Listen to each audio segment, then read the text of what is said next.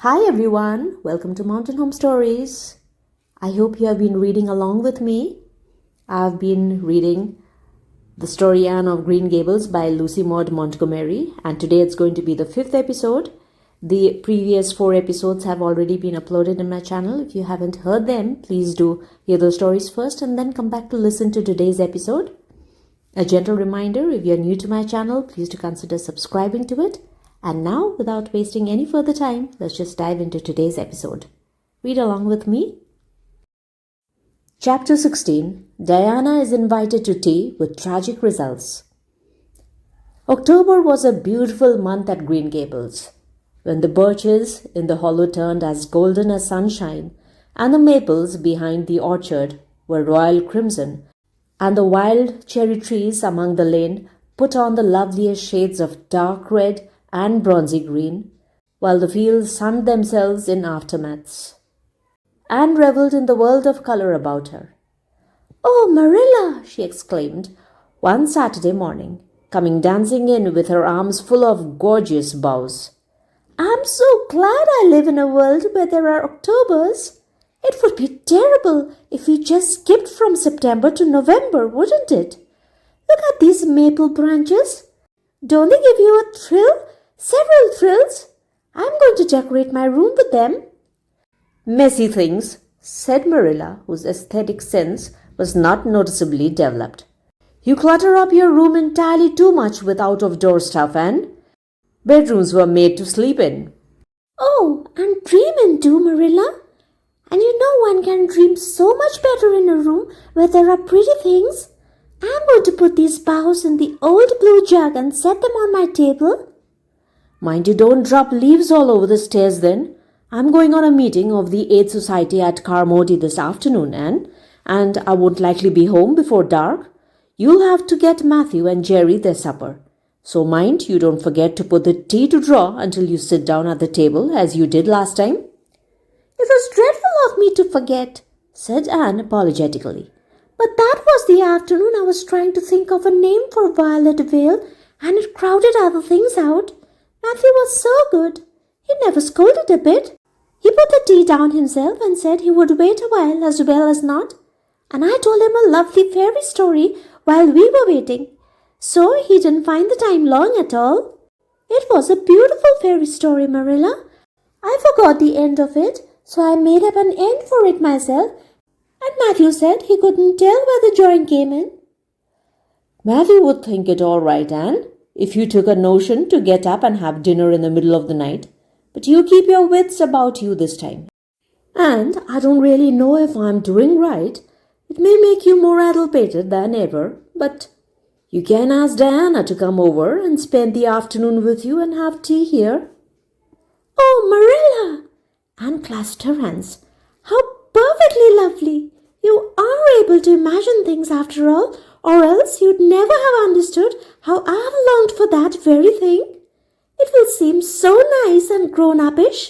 No fear of my forgetting to put the tea to draw when I have company. Oh, Marilla, can I use the rosebud spray tea set?" "No, indeed. The rosebud tea set. Well, what next? You know I never use that except for the minister or the aides. You put down the old brown tea set. But you can open the little yellow crock of cherry preserves. It's time it was being used anyhow. I believe it's beginning to work. And you can cut some fruit cake and have some of the cookies and snaps." "I can just imagine myself sitting down at the head of the table and pouring out the tea," said Anne, shutting her eyes ecstatically. "And asking Diana if she takes sugar. I know she doesn't, but of course I'll ask her just as if I didn't know. And then pressing her to take another piece of fruit cake and another helping of preserve. Oh, Marilla, it's a wonderful sensation just to think of it. Can I take her into the spare room to lay off her hat when she comes? And then into the parlor to sit?" "No, the sitting room will do for you and your company. But there's a bottle half full of raspberry cordial that was left over from the church social the other night. It's on the second shelf of the sitting room closet, and you and Diana can have it if you like, and a cookie to eat with it along in the afternoon. for I dare say Matthew will be late coming to tea since he is hauling potatoes to the vessel, and flew down to the hollow past the dryad's bubble and up the spruce path to Orchard Slope to ask Diana to tea. As a result, just after Marilla had driven off to Carmody, Diana came over, dressed in her second best dress and looking exactly as it is proper to look when asked out to tea. At other times, she was wont to run into the kitchen without knocking, but now she knocked primly at the front door. And when Anne, dressed in her second best, as primly opened it, both little girls shook hands as gravely as if they had never met before. This unnatural solemnity lasted until after Diana had been taken to the east gable to lay off her hat and then had sat for 10 minutes in the sitting room, toes in position. How is your mother? Inquired Anne politely, just as if she had not seen Mrs. Barry picking apples that morning in excellent health and spirits. She is very well, thank you. I suppose Mr. Cuthbert is hauling potatoes to the lily sands this afternoon, is he? Said Diana, who had ridden down to Mr. Harmon Andrews that morning in Matthew's cart. Yes, our potato crop is very good this year. I hope your father's crop is good too. It is fairly good, thank you. Have you picked some of your apples yet? Oh, ever so many, said Anne, forgetting to be dignified and jumping up quickly. Let's go out to the orchard and get some of the red sweetings, Diana. Marilla says we can have all that are left on the tree. Marilla is a very generous woman. She said we could have fruit cake and cherry preserves for tea. But it isn't good manners to tell your company what you are going to give them to eat.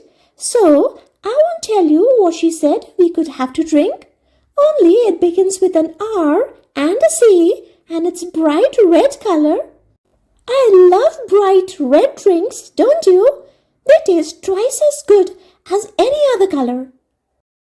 The orchard, with its great sweeping boughs that bent to the ground with fruit, proved so delightful that the little girls spent most of the afternoon in it, sitting in a grassy corner where the frost had spared the green and the mellow autumn sunshine lingered warmly, eating apples and talking as hard as they could. Diana had much to tell Anne of what went on in school. She had to sit with Gertie Pye and she hated it. Gertie squeaked her pencil all the time and it just made her, Diana's, blood run cold. Ruby Gillis had charmed all her warts away, true as you live, with a magic pebble that old Mary Jo from the creek gave her. You had to rub the warts with the pebble and then throw it away over your left shoulder at the time of the new moon, and the warts would all go. Charlie Sloane's name was written up with M. White's on the porch wall, and M. White was awful mad about it. Sam Boulter had sassed Mr. Phillips in class, and Mr. Phillips whipped him, and Sam's father came down to school and dared Mr. Phillips to lay a hand on one of his children again. And Mattie Andrews had a new red hood and a blue crossover with tassels on it, and the airs she put on about it were perfectly sickening. And Lizzie Wright didn't speak to Mammy Wilson because Mammy Wilson's grown-up sister had cut out Lizzie Wright's grown-up sister with her beau. And everybody missed Anne so and wished she'd come to school again. And Gilbert Blythe? But Anne didn't want to hear about Gilbert Blythe. She jumped up hurriedly and said, suppose they go in and have some raspberry cordial? Anne looked on the second shelf of the room pantry, but there was no bottle of raspberry cordial there. Serge revealed it away back on the top shelf. Anne put it on a tray and set it on the table with a tumbler. Now, please help yourself, Diana, she said politely. I don't believe I'll have any just now.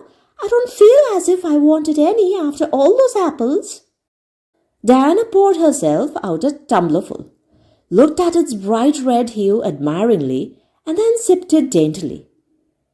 That's awfully nice raspberry cordial, Anne, she said. I didn't know raspberry cordial was so nice. I'm real glad you like it. Take as much as you want. I'm going to run out and stir the fire up. There are so many responsibilities on a person's mind when they are keeping house, isn't it? When Anne came back from the kitchen, Diana was drinking her second glassful of cordial.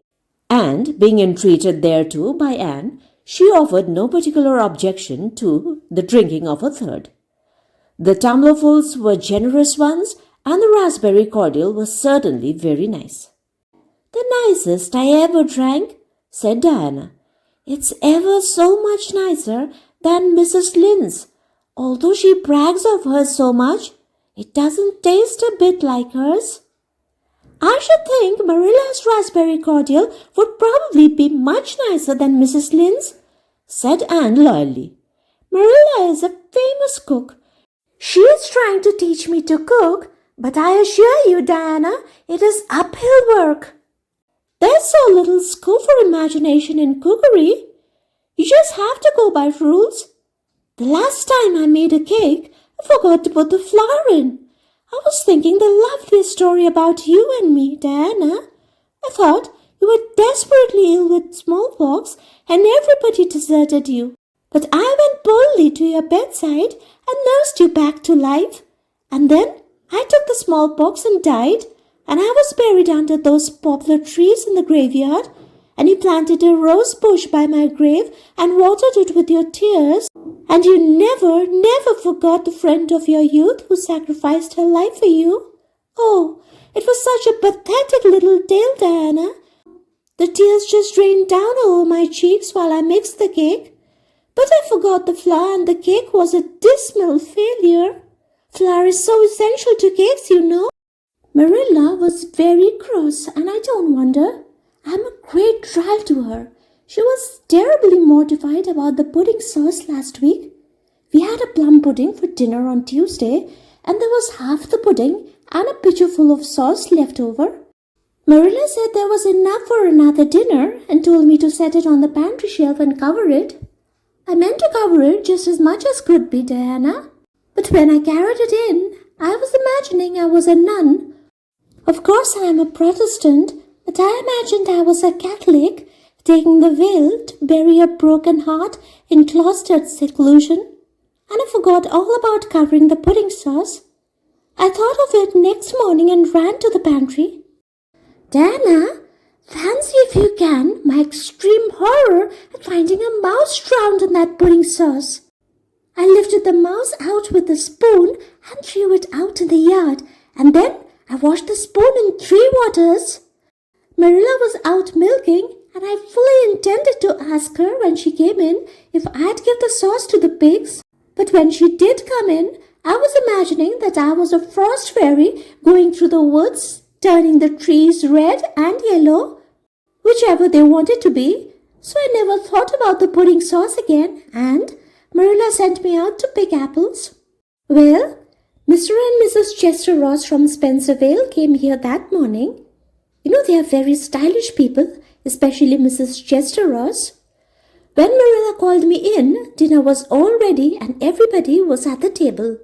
I tried to be as polite and dignified as I could be, for I wanted Mrs. Chester Ross to think I was a ladylike little girl, even if I wasn't pretty.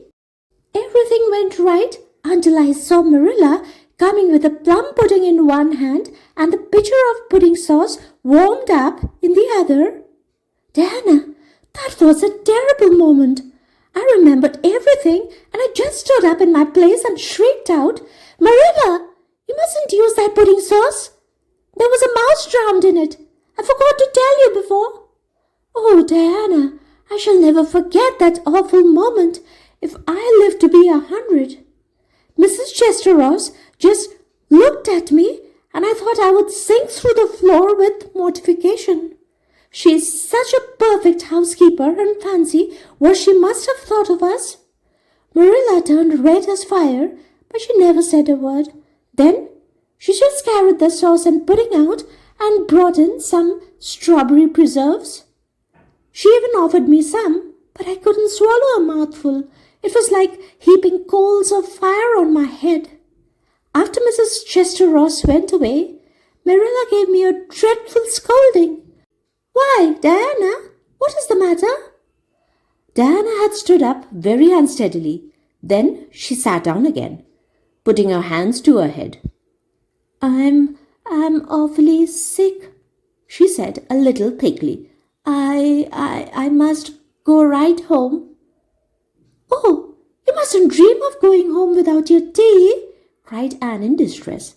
I'll get it right off. I'll go and put the tea down this very minute. I must go home, repeated Diana, stupidly but determinedly.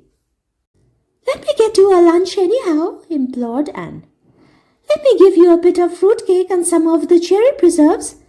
Lie down on the sofa for a little while and you'll be better. Where do you feel bad? I must go home, said Diana, and that was all she would say. In vain Anne pleaded. I never heard of company going home without tea, she mourned. Oh, Diana, do you suppose that it's possible you're really taking the smallpox?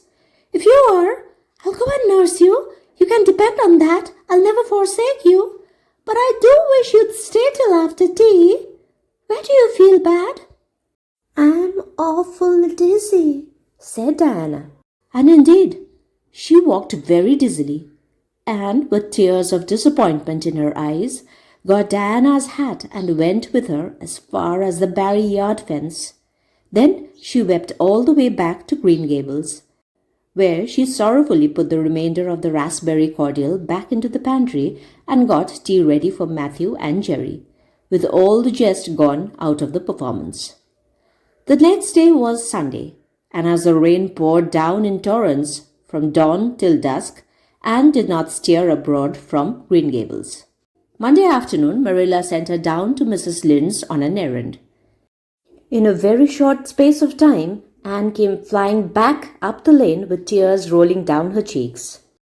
Into the kitchen she dashed and flung herself face downward on the sofa in an agony. "Whatever has gone wrong now, Anne?" queried Marilla in doubt and dismay. "I do hope you haven't gone and been saucy to Mrs. Lynde again." No answer from Anne, save more tears and stormier sobs.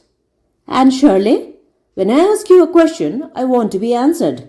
Sit right up this very minute and tell me what you are crying about." Anne sat up, tragedy personified. Mrs. Lynde was up to see Mrs. Barry today, and Mrs. Barry was in an awful state, she wailed. She says that I set Diana drunk Saturday and sent her home in a disgraceful condition. And she says I must be a thoroughly bad, wicked little girl, and she's never going to let Diana play with me again. Oh, Marilla, I'm just overcome with woe. Marilla stared in blank amazement. "Set Diana drunk?" she said when she found her words. "Anne, are you or Mrs. Barry crazy? What on earth did you give her?" "Not a thing but raspberry cordial," sobbed Anne. "I never thought raspberry cordial would set people drunk, Marilla, not even if she drank 3 big tumblerfuls, as Diana did. Oh, it sounds so like Mrs. Thomas's husband, but I didn't mean to set her drunk." "Drunk fiddlesticks," said Marilla, marching to the sitting-room pantry. There on the shelf was a bottle which she at once recognized as one containing one of her 3-year-old homemade currant wine, for which she was celebrated in Avonlea. Although certain of the stricter sort, Mrs. Barry among them, disapproved strongly of it. And at the same time Marilla recollected that she had put the bottle of raspberry cordial down in the cellar instead of in the pantry, as she had told Anne. She went back to the kitchen with the wine bottle in her hand. Her face was twitching in spite of herself. "Anne, you certainly have a genius for getting into trouble. You went and gave Diana currant wine instead of raspberry cordial. Didn't you know the difference yourself?" "I never tasted it," said Anne. "I thought it was the cordial.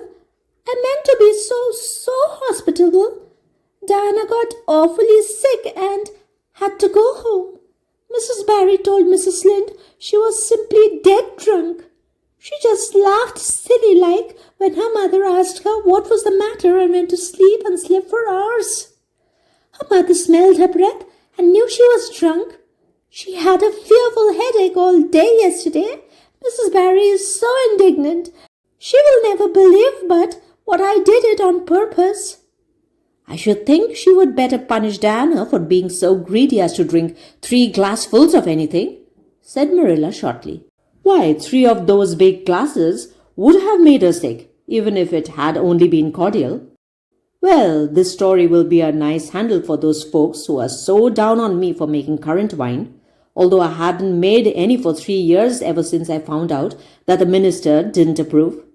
I just kept that bottle for sickness. There, child, don't cry.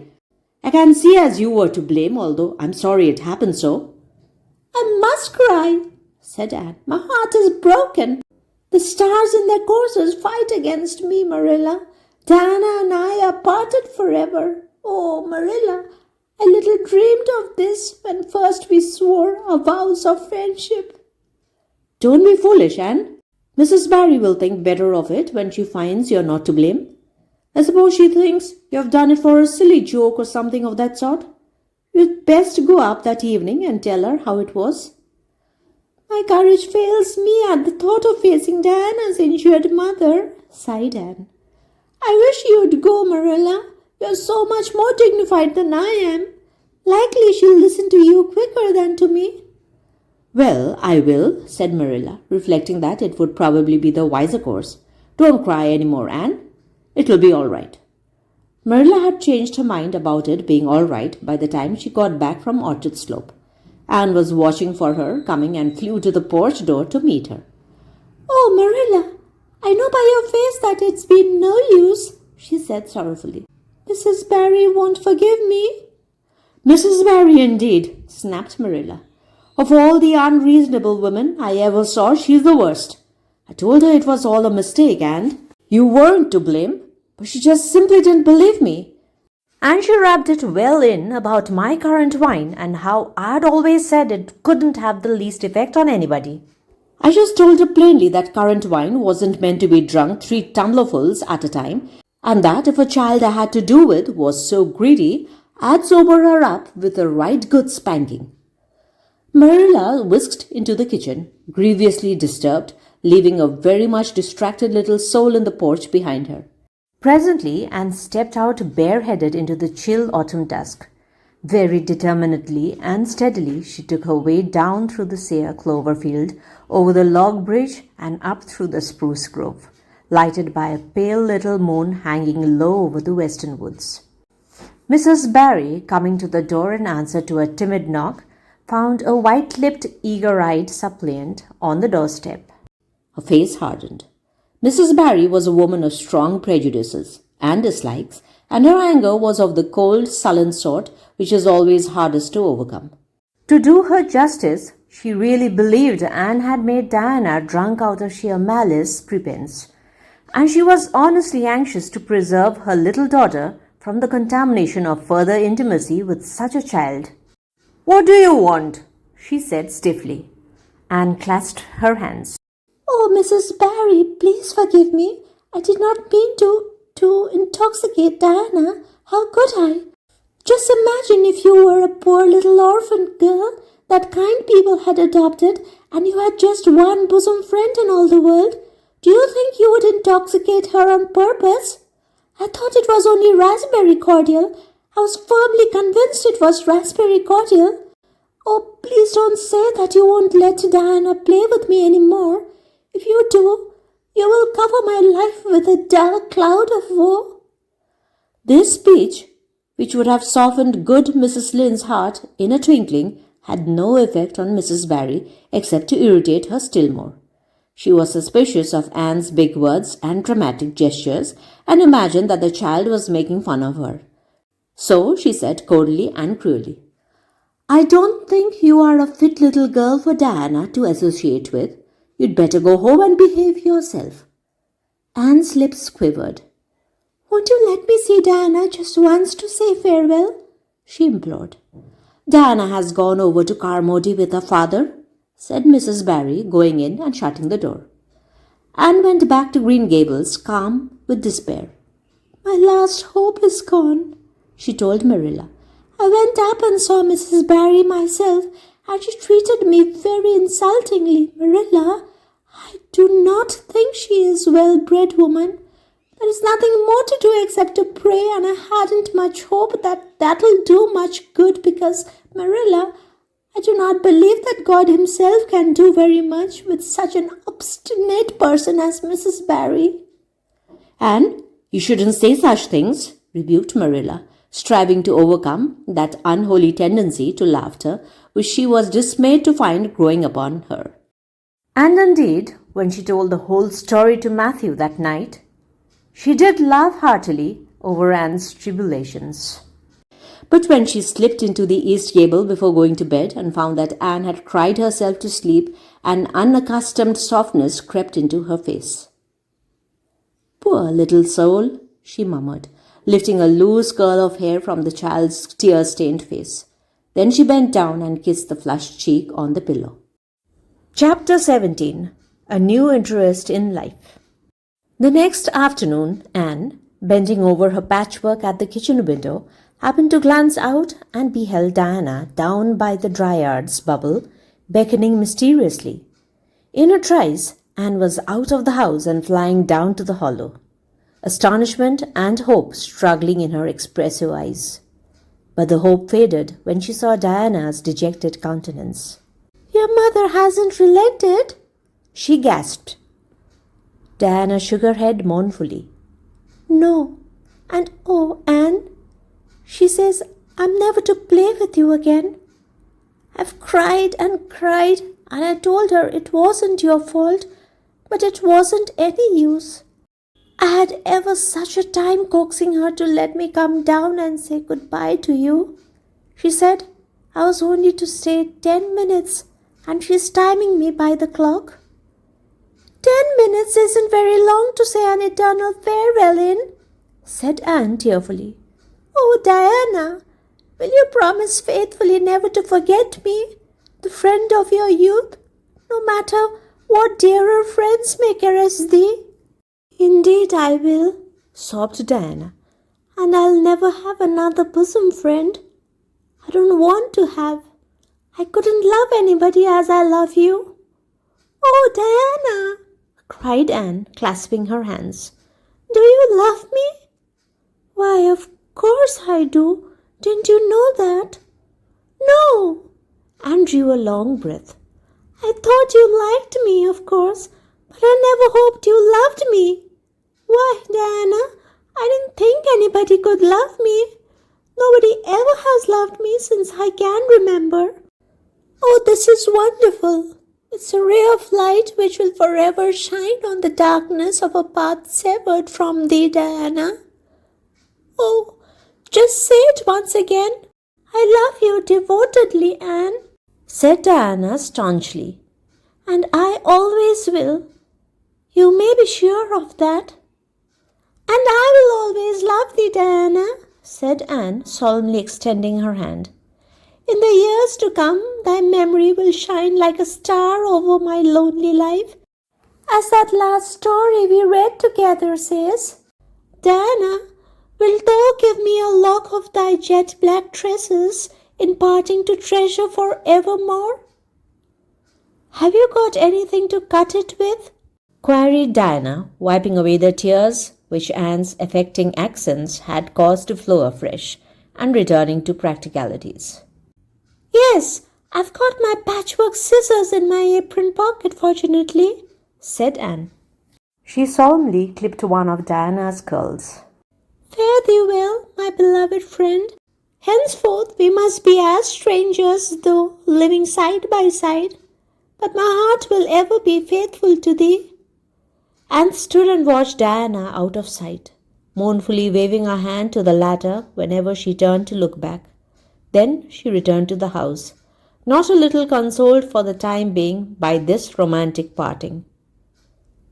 "It is all over," she informed Marilla. "I shall never have another friend. I'm really worse off than ever before, for I haven't Katie Morris and Violetta now.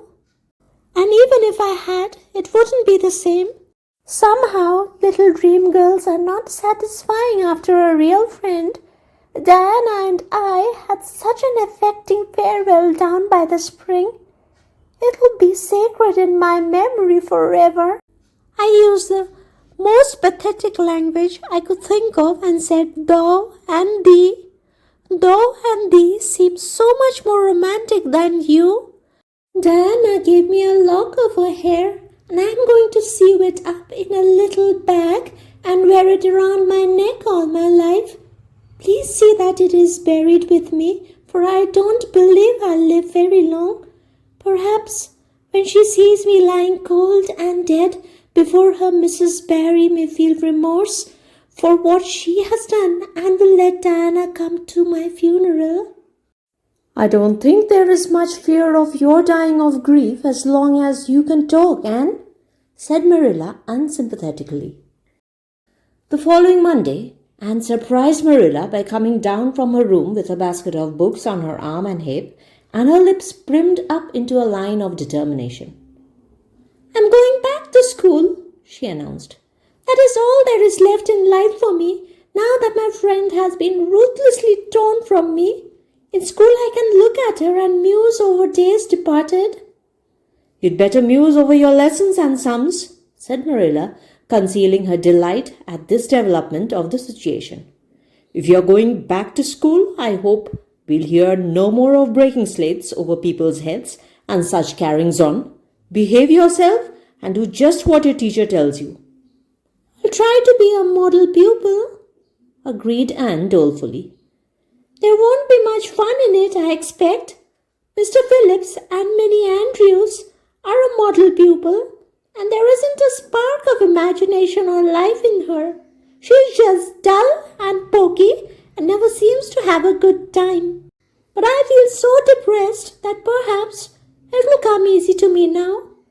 I'm going round by the road. I couldn't bear to go by the birch path all alone. I should weep bitter tears if I did. Anne was welcomed back to school with open arms. Her imagination had been sorely missed in games, her voice in the singing, and her dramatic ability in the perusal aloud of books at dinner hour. Ruby Gillis smuggled 3 blue plums over to her during Testament reading. Ella May Macpherson gave her an enormous yellow pansy cut from the covers of a floral catalogue, a species of desk decoration much prized in Avonlea School.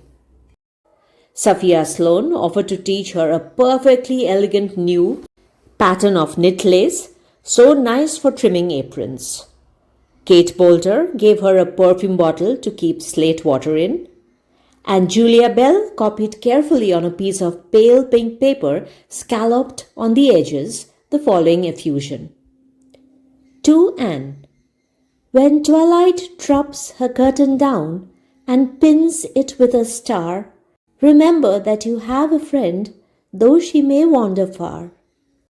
It's so nice to be appreciated, sighed Anne rapturously to Marilla that night. The girls were not the only scholars who appreciated her. When Anne went to her seat after dinner hour, she had been told by Mr. Phillip to sit with the model Minnie Andrews. She found on her desk a big, luscious strawberry apple. Anne caught it up, all ready to take a bite, when she remembered that the only place in Avonlea where strawberry apples grew was in the old Blythe orchard on the other side of the Lake of Shining Waters. Anne dropped the apple as if it were a red-hot coal and ostentatiously wiped her fingers on her handkerchief. The apple lay untouched on her desk until the next morning, when little Timothy Andrews, who swept the school and kindled the fire, annexed it as one of his perquisites. Charlie Sloane's slate pencil, gorgeously bedizened with striped red and yellow paper, costing 2 cents, where ordinary pencils cost only 1, which he sent up to her after dinner hour, met with a more favorable reception. Anne was graciously pleased to accept it and rewarded the donor with a smile, which exalted that infatuated youth straightway into the 7th heaven of delight and caused him to make such fearful errors in his dictation that Mr. Phillips kept him in after school to rewrite it.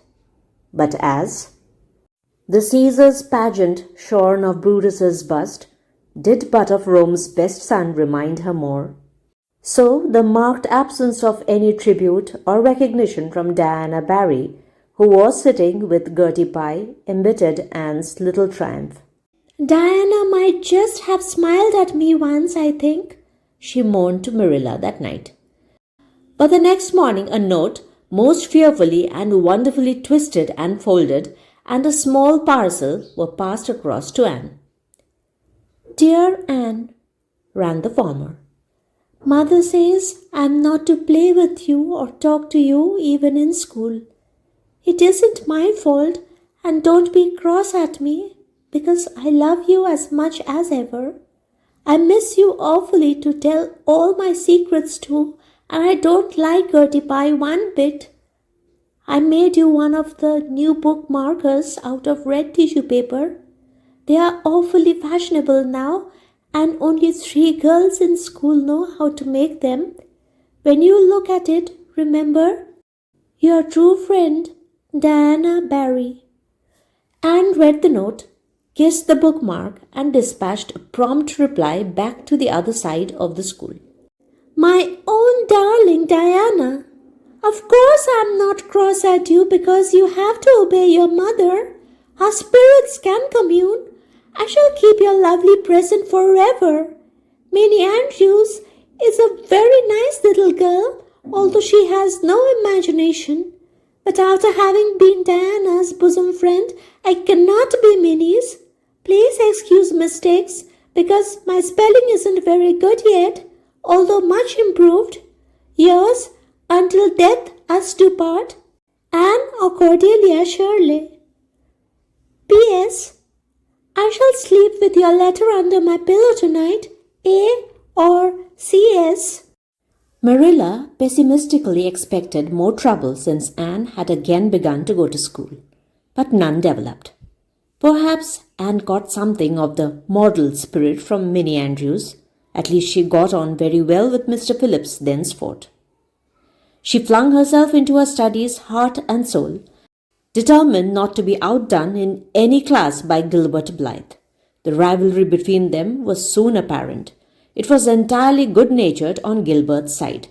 But it is much to be feared that the same thing cannot be said of Anne, who had certainly an unpraiseworthy tenacity for holding grudges. She was as intense in her hatreds as in her loves. She would not stoop to admit that she meant to rival Gilbert in schoolwork, because that would have been to acknowledge his existence, which Anne persistently ignored. But the rivalry was there, and honors fluctuated between them. Now Gilbert was head of the spelling class. Now Anne, with a toss of her long red braids, spelled him down. One morning Gilbert had all his sums done correctly and had his name written on the blackboard on the roll of honor. The next morning Anne, having wrestled wildly with decimals the entire evening before, would be first. One awful day they were ties, and the names were written up together. This was almost as bad as a take notice, and Anne's mortification was as evident as Gilbert's satisfaction. When the written examinations at the end of each month were held, the suspense was terrible. The first month, Gilbert came out 3 marks ahead. The second, Anne beat him by 5. But her triumph was marred by the fact that Gilbert congratulated her heartily before the whole school. It would have been ever so much sweeter to her if he had felt the sting of his defeat. Mr. Phillips might not be a very good teacher, but a pupil so inflexibly determined on learning as Anne was could hardly escape making progress under any kind of teacher. By the end of the term, Anne and Gilbert were both promoted into 5th class and allowed to begin studying the elements of the branches, by which Latin, geometry, French, and algebra were meant.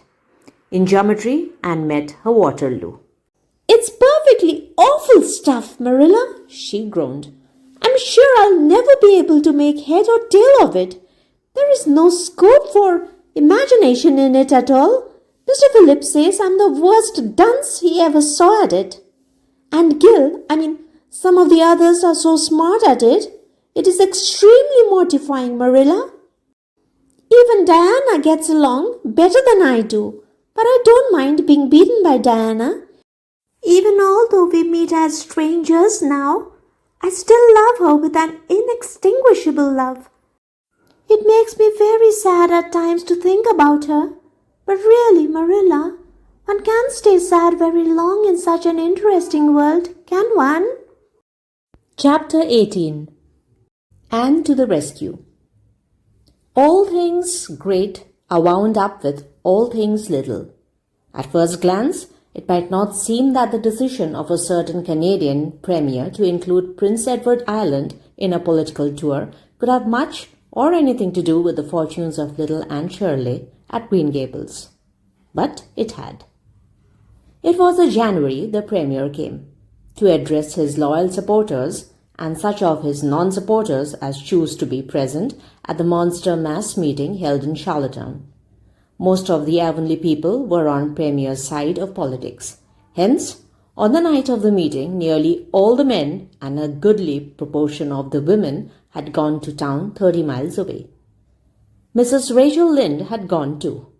Mrs. Rachel Lynde was a red-hot politician and couldn't have believed that the political rally could be carried through without her, although she was on the opposite side of politics.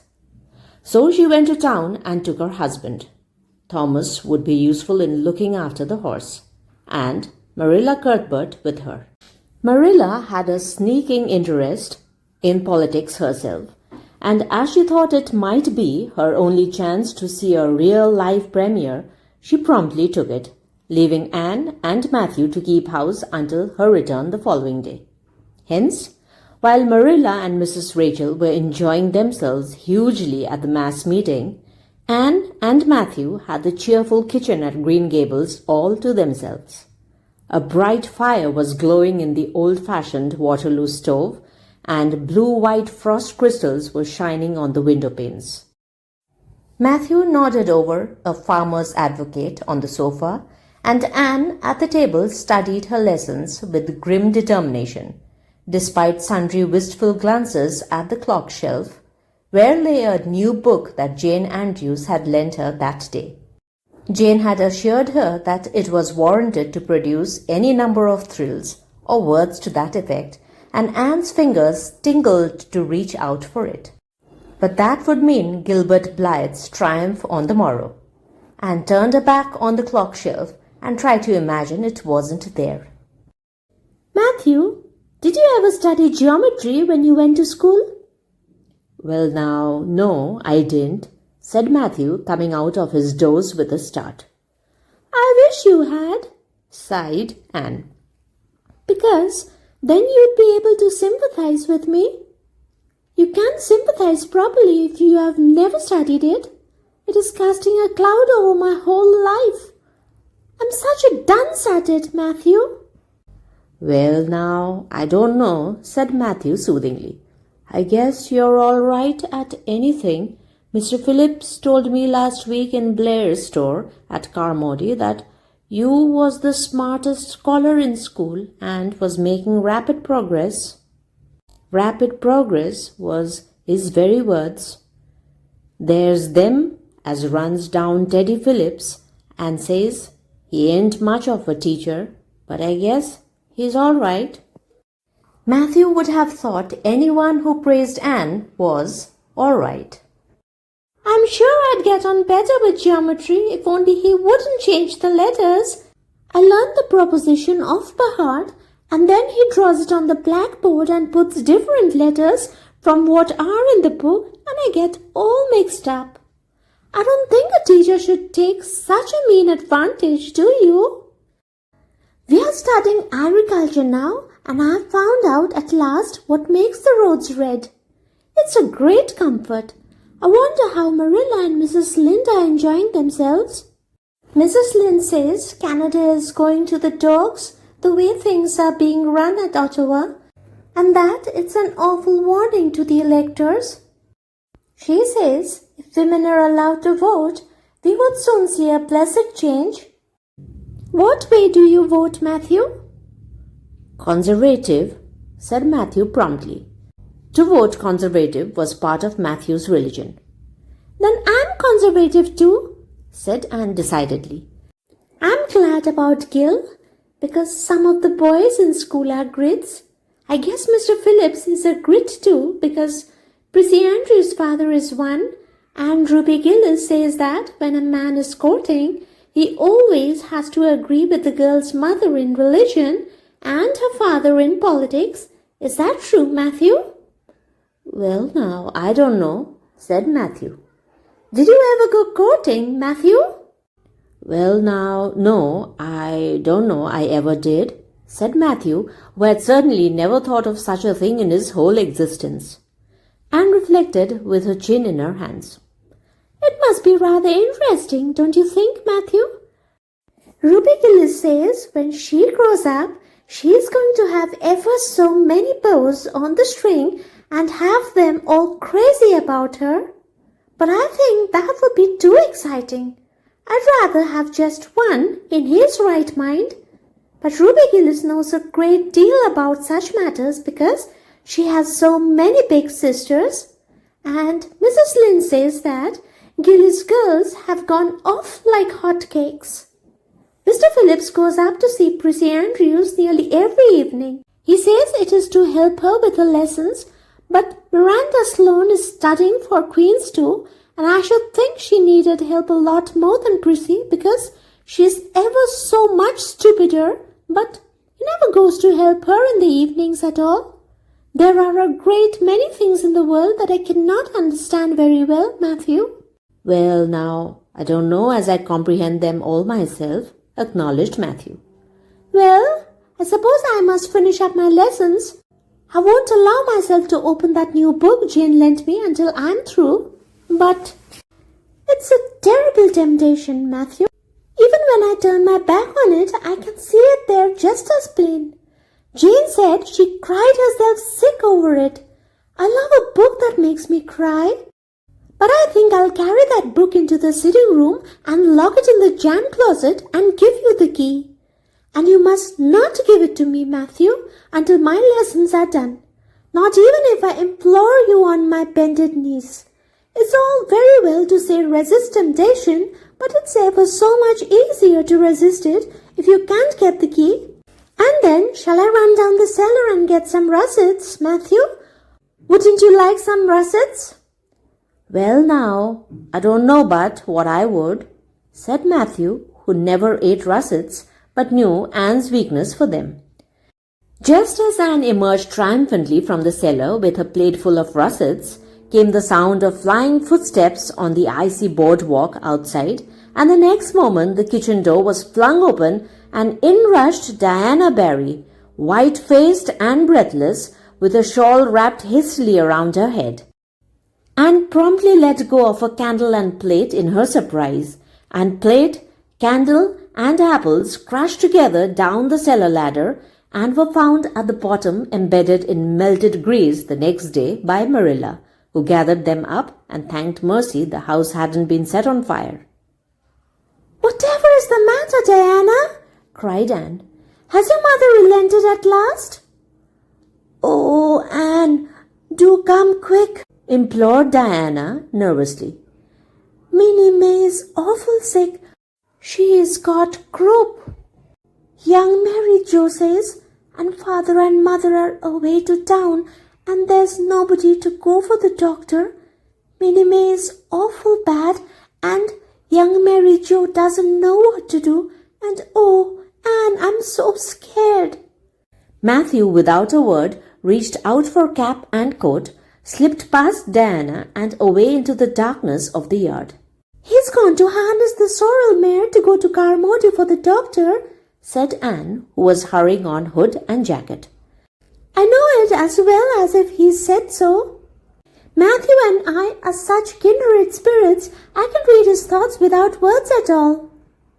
"I don't believe he'll find the doctor at Carmody," sobbed Diana. "I know that Dr. Blair went to town, and I guess Dr. Spencer would go too. Young Mary Jo never saw anybody with croup, and Mrs. Lynde is away. Oh, Anne." "Don't cry, Dee," said Anne cheerily. "I know exactly what to do for croup. You forget that Mrs. Hammond had twins 3 times. When you look after 3 pairs of twins, you naturally get a lot of experience. They all had croup regularly. Just wait till I get the ipecac bottle. You may not have any at your house. Come on now. The two girls hastened out hand in hand and hurried through Lover's Lane and across the crusted field beyond, for the snow was too deep to go by the shorter woodway. Anne, although sincerely sorry for Minnie May, was far from being insensible to the romance of the situation and to the sweetness of once more sharing that romance with a kindred spirit. The night was clear and frosty, all ebony of shadow and silver of snowy slope.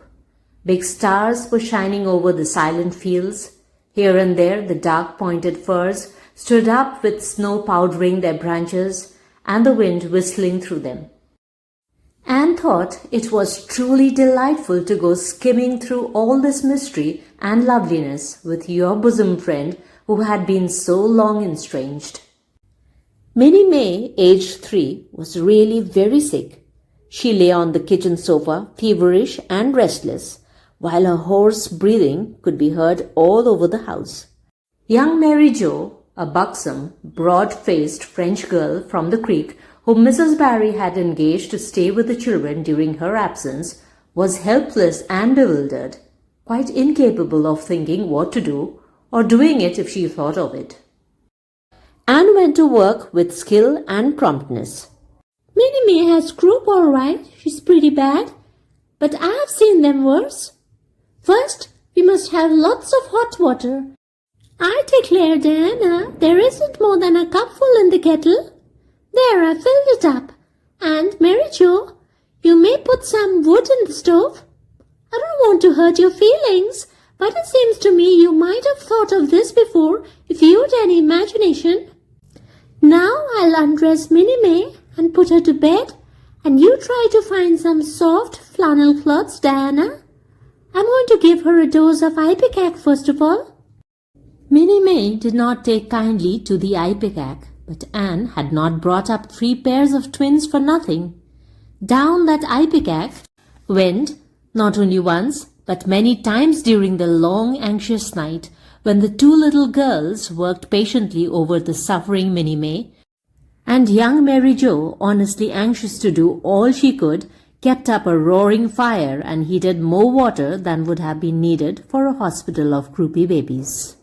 It was 3 o'clock when Matthew came with the doctor, for he had been obliged to go all the way to Spencervale for one. But the pressing need for assistance was past. Minnie May was much better and was sleeping soundly.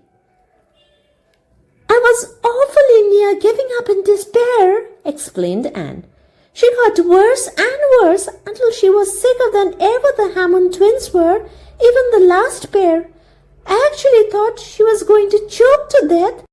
I gave her every drop of ipecac in that bottle, and when the last dose went down, I said to myself, not to Diana or young Mary Jo, because I don't want to worry them any more than they were worried, but I had to say it to myself just to relieve my feelings. This is the last lingering hope, and I fear 'tis a vain one. But in about 3 minutes, she coughed up the phlegm and began to get better right away. You must just imagine my relief, doctor, because I can't express it in words. You know, there are some things that cannot be expressed in words. Yes, I know, nodded the doctor. He looked at Anne as if he were thinking some things about her that couldn't be expressed in words. Later on, however, he expressed them to Mr. and Mrs. Barry. That little red-headed girl they have over at Cuthbert's is as smart as they make them. I tell you, she saved that baby's life, for it would have been too late by the time I got there. She seems to have a skill and presence of mind perfectly wonderful in a child of her age.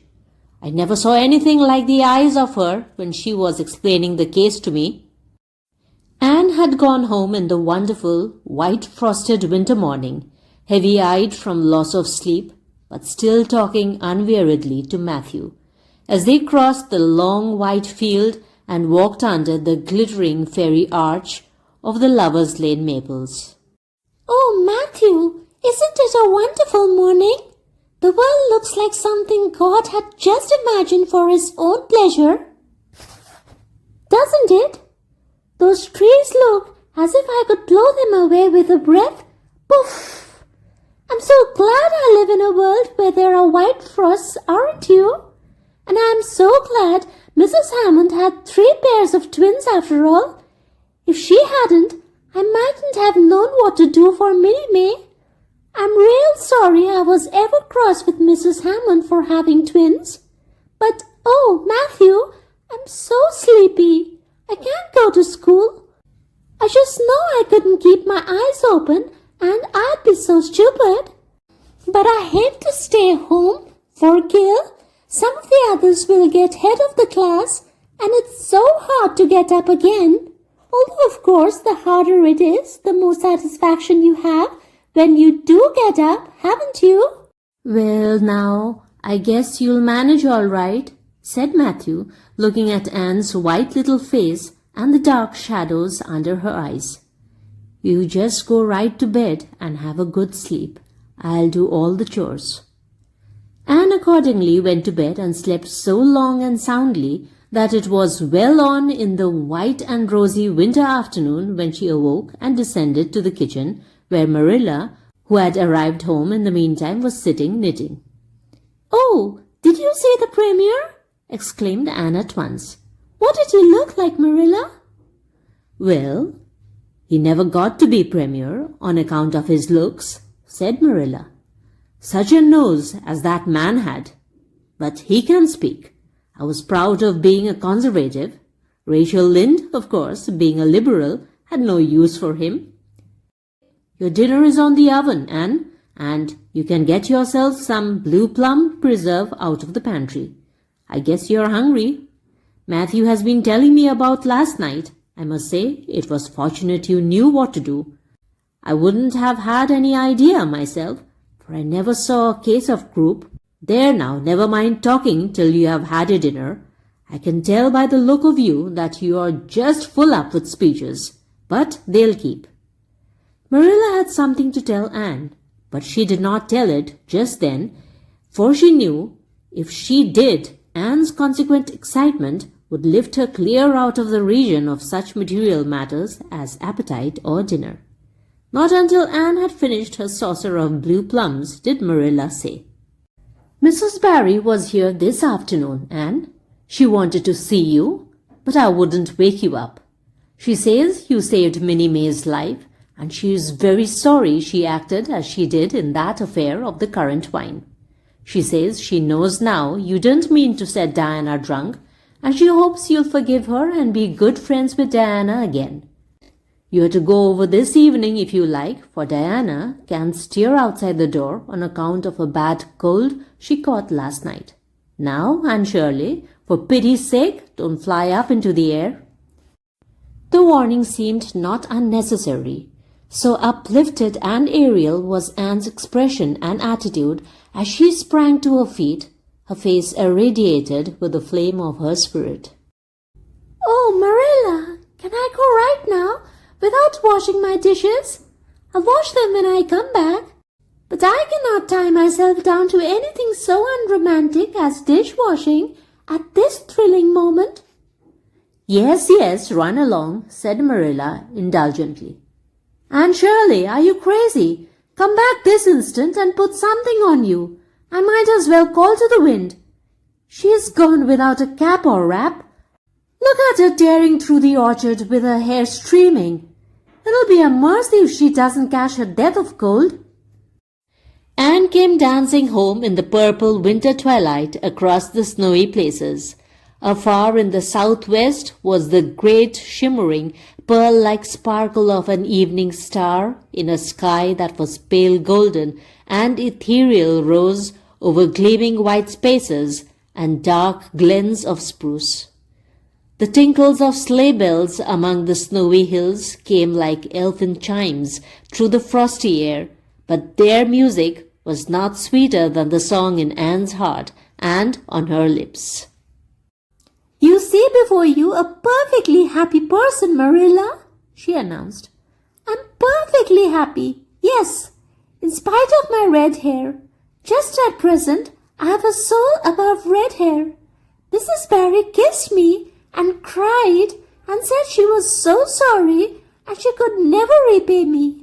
I felt fearfully embarrassed, Marilla, but I just said as politely as I could, I have no hard feelings for you, Mrs. Barry.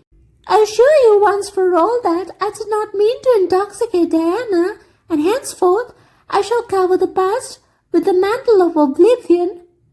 That was a pretty dignified way of speaking, wasn't it, Marilla?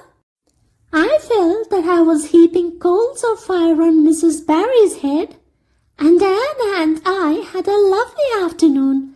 Diana showed me a new fancy crochet stitch her aunt over at Carmody taught her.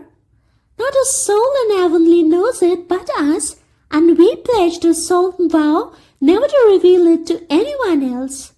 Diana gave me a beautiful card with a wreath of roses on it and a verse of poetry. If you love me as I love you, nothing but death can part us two. And that is true, Marilla. We are going to ask Mr. Phillips to let us sit together in school again, and Gertie Pye can go with Minnie Andrews. We had an elegant tea. Mrs. Barry had the very best china set out, Marilla, just as if I was real company. I can't tell you what a thrill it gave me. Nobody ever used their very best china on my account before. And we had fruit cake and pound cake and donuts and 2 kinds of preserves, Marilla. And Mrs. Barry asked me if I took tea and said, Pa, why don't you pass the biscuits to Anne? It must be lovely to be grown up, Marilla, when just being treated as if you were is so nice. I don't know about that, said Marilla with a brief sigh. Well, anyway, when I'm grown up, said Anne decidedly, I'm always going to talk to little girls as if they were too, and I'll never laugh when they use big words. I know from sorrowful experience how that hurts one's feelings. After tea, Diana and I made taffy. The taffy wasn't very good, I suppose because neither Diana nor I had ever made any before. Diana left me to stir it while she buttered the plates, and I forgot and let it burn. And then, when we set it out on the platform to cool, the cat walked over one plate, and that had to be thrown away. But the making of it was splendid fun.